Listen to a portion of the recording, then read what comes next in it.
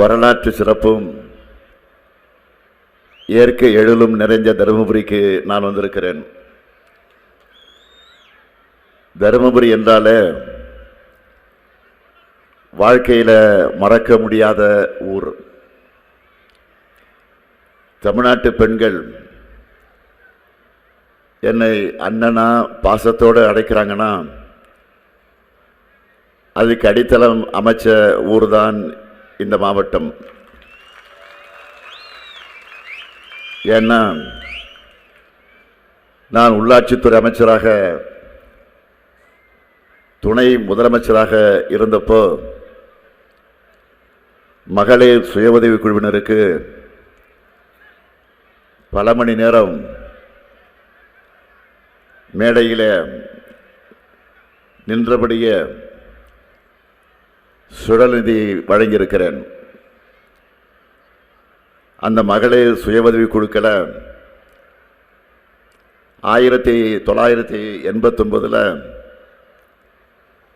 தலைவர் கலைஞர் அவர்கள் இந்த தருமபுரியில் தான் தொடங்கி வைத்தார்கள். இப்போ நம்ம திராவிட மாடல் ஆட்சியில் மகளிர் மேம்பாட்டுக்கான புரட்சியாக மாறியிருக்கு.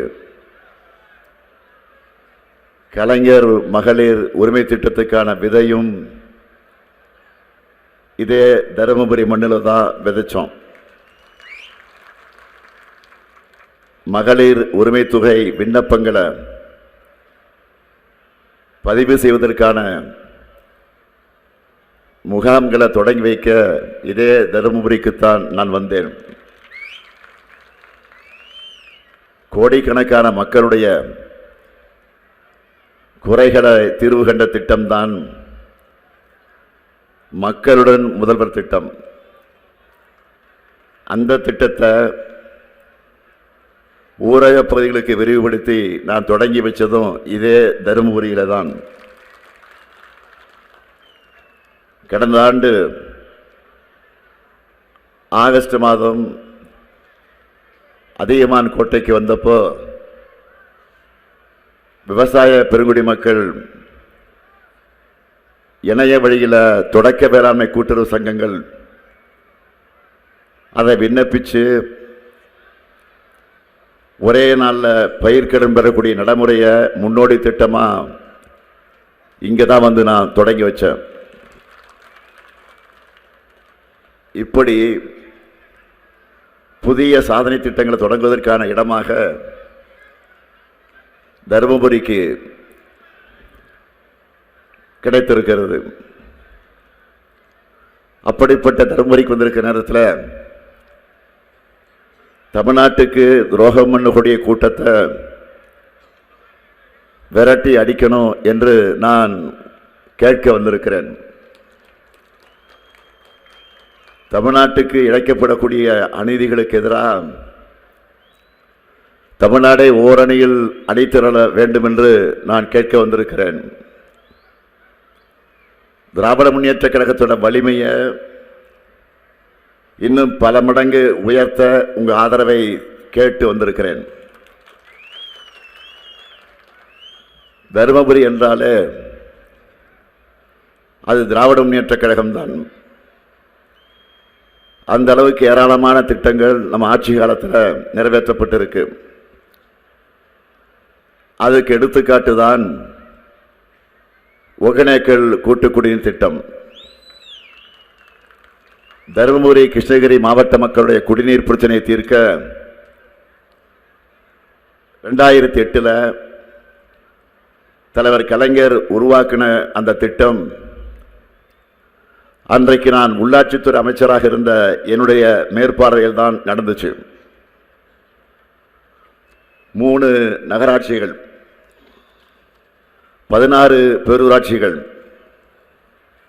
7639 ஊரக குடியிருப்புகளில்